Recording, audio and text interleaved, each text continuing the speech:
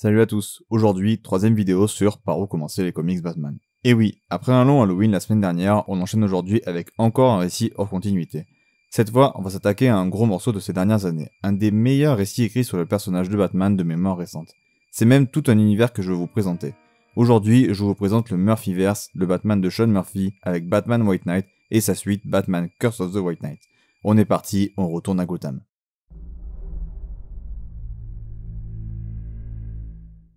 Dans un monde où Batman est allé trop loin, le Joker doit sauver Gotham. Le Joker, ce maniaque, ce tueur, celui qu'on surnomme le clown prince du crime.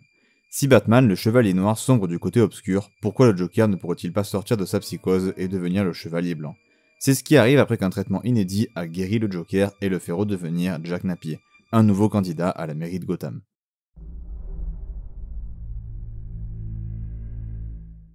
Alors pour commencer, ça peut paraître évident, mais Batman White Knight est une porte d'entrée absolument parfaite pour les nouveaux lecteurs. Je dirais même que parmi les comics sortis récemment, c'est la meilleure. Tout d'abord car c'est hors continuité, et que donc on s'y retrouve plus facilement. Ensuite, c'est un univers qui est encore en cours et donc des suites sont prévues, et vu le succès des titres, ça va encore continuer pendant longtemps. Ensuite, c'est Sean Murphy qui chapeaute tout l'univers avec une liberté créative excellente, ce qui lui permet de livrer sa version de Batman et de tout son riche univers avec une vision d'auteur vraiment intéressante. Et pour l'instant, à l'heure où je tourne cette vidéo, sur les 3 récits sortis, on est sur 3 excellents récits. Aucune suite de trop ou de qualité moindre, donc c'est quand même un sacré exploit, surtout quand on sait que Sean Murphy est à la fois au scénario et au dessin sur le récit principal de son univers. Dans cet univers, Sean Murphy va modifier quelques personnages, inventer un background à la famille de Batman, réinventer une partie de la mythologie de Batman d'excellente manière. Il va très loin dans son concept et rend son récit vraiment marquant. Avec quand même beaucoup de changements intelligents sur les personnages qui permettent de les renouveler tout en restant fidèles à ceux qui sont à l'origine dans la continuité. Cet univers, inspiré en partie de la série animée, a fait l'unanimité chez les lecteurs de Batman. Mais du coup, parlons de l'histoire.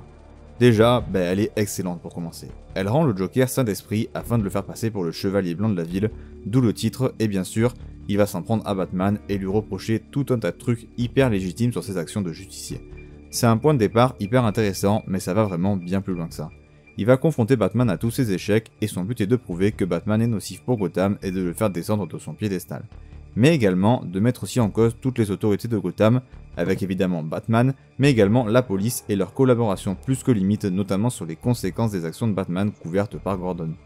Avec notamment un gros rôle des médias et de l'opinion publique dans l'attaque de Jack Napier, qu'il va utiliser à merveille à ses fins.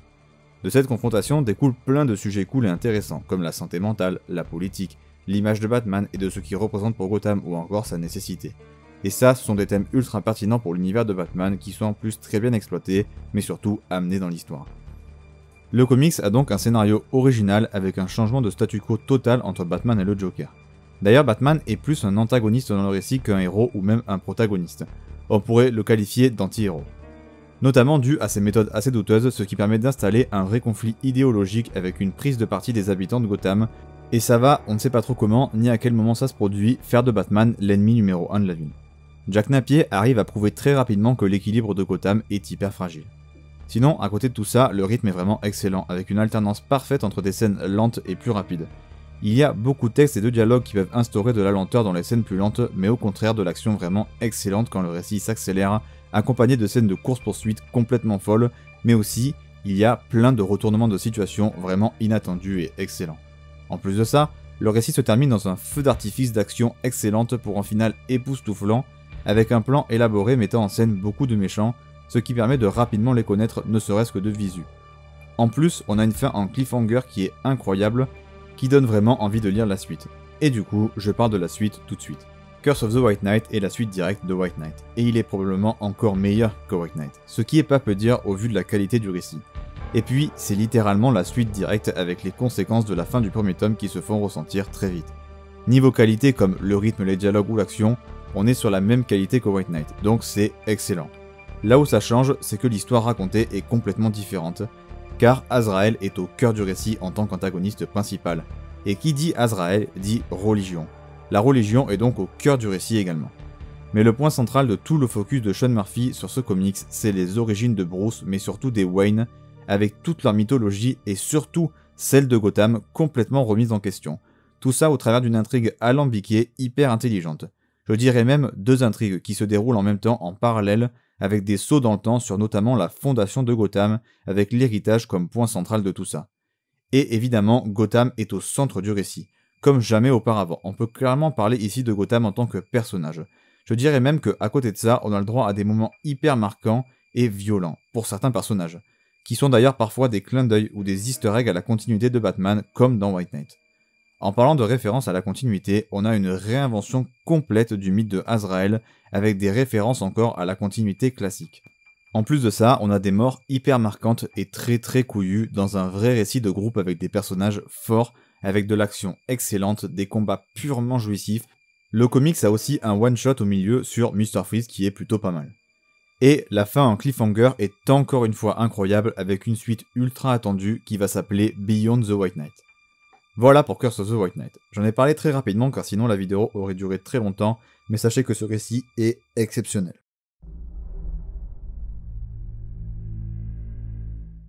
Les personnages sont également une grosse part du récit et bien évidemment, elle est très réussie. Tout d'abord, il y a beaucoup de dialogues, mais beaucoup d'excellents dialogues. Les personnages ont vraiment des interactions qui sont très réussies et qui en plus servent toujours un but. On ne fait pas parler les personnages juste pour les faire parler. Chaque personnage à qui Sean Murphy décide de donner un peu de temps évolue vraiment bien, et parfois il lui suffit de très peu de temps avec un ou deux événements marquants pour rendre le personnage vraiment intéressant et attachant. Son écriture est vraiment une régalade.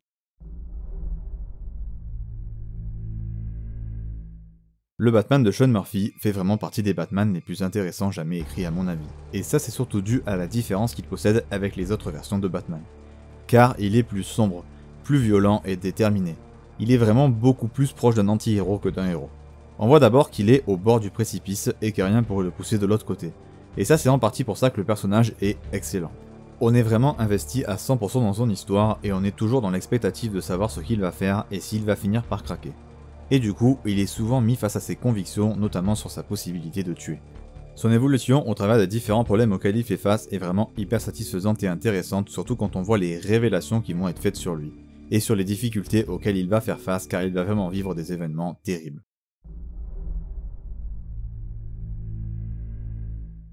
Le Joker est vraiment écrit différemment de ce à quoi on a l'habitude. C'est même carrément l'opposé, et rien que pour ça le personnage vaut vraiment le coup.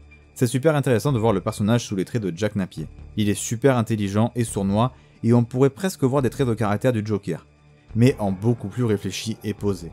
C'est ultra intéressant, et en fait, Sean Murphy va complètement réinventer le personnage du Joker et le rendre hyper intéressant, et surtout nuancé et ambivalent. Mais pour ceux qui préfèrent le Joker de la continuité, ne vous inquiétez pas, il n'est pas loin.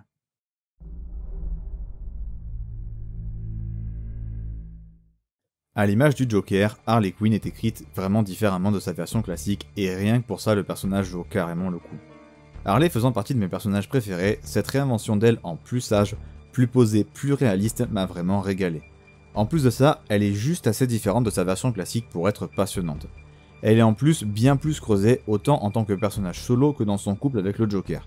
Leur dynamique est tellement différente, c'est excellent. Puis cette version de Harley est purement une protagoniste, pas de réelles ambiguïtés sur ses intentions ou ses relations. Elle va d'ailleurs vivre des événements absolument horribles qui vont vraiment la mettre dos au mur, et voir comment elle va faire pour s'en sortir est vraiment passionnant. D'ailleurs sa relation avec Batman est vraiment beaucoup travaillée et au centre du récit, surtout dans Curse of the White Knight. Et c'est rafraîchissant, mais surtout intéressant. Mais globalement de toute façon, le trio Harley-Joker-Batman est fantastique, et puis le couple Harley-Joker est exploité parfaitement et vraiment de manière globale.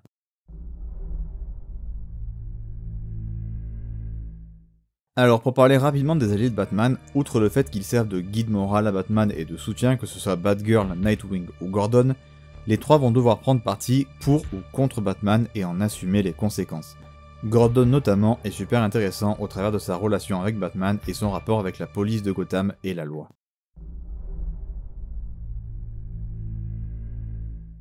Azrael est vraiment un personnage fantastique sous la plume de Sean Murphy. Le personnage est incroyablement bien écrit et intéressant, c'est juste fou. C'est un personnage absolument fascinant avec une évolution incroyable et une écriture millimétrée qui est juste folle. En plus de ça, il pue la classe, c'est une dinguerie. Il est ultra violent, c'est une boule de muscles surpuissante. Sa carrure joue beaucoup dans son côté impressionnant et qui le rend différent de sa version classique. Il est beaucoup travaillé au travers de sa quête, il est omnibulé par ça, car il la prend comme une mission divine, ce qui le rend hyper déterminé et prêt à absolument tout pour y arriver, quitte à massacrer tout le monde. En plus de ça, il a le droit à un twist sur ses origines et les origines de sa mission qui est hyper intéressant en plus de creuser le personnage. Et bien évidemment, sa confrontation avec Batman fonctionne ultra bien car Azrael veut pousser Batman au fond de ses capacités sur tous les plans, autant physique que mental que émotionnel.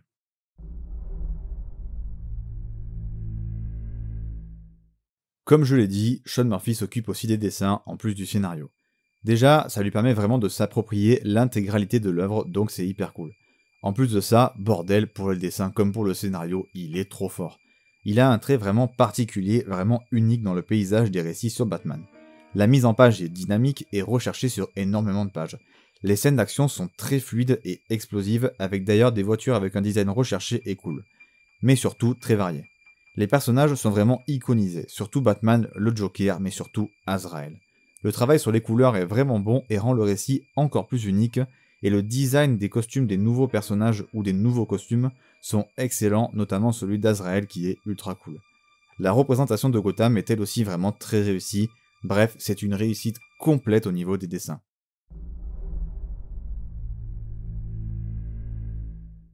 Alors pour le conseil lecture, pas grand chose de plus à vous conseiller si ce n'est l'intégralité du Murphyverse, donc les 3 récits. Batman White Knight, Curse of the White Knight et Batman White Knight Harley Quinn. N'hésitez pas à aller sur Harley Quinn également, qui est une suite directe à Curse of the White Knight et qui est un excellent récit basé évidemment sur le personnage d'Harley Quinn. Voilà, c'est tout pour cette vidéo sur Batman White Knight et Curse of the White Knight. Comme vous l'aurez compris, c'est très fortement recommandé. Rendez-vous la semaine prochaine pour une autre vidéo sur par où commencer les comics Batman, où on parlera de Batman Silence.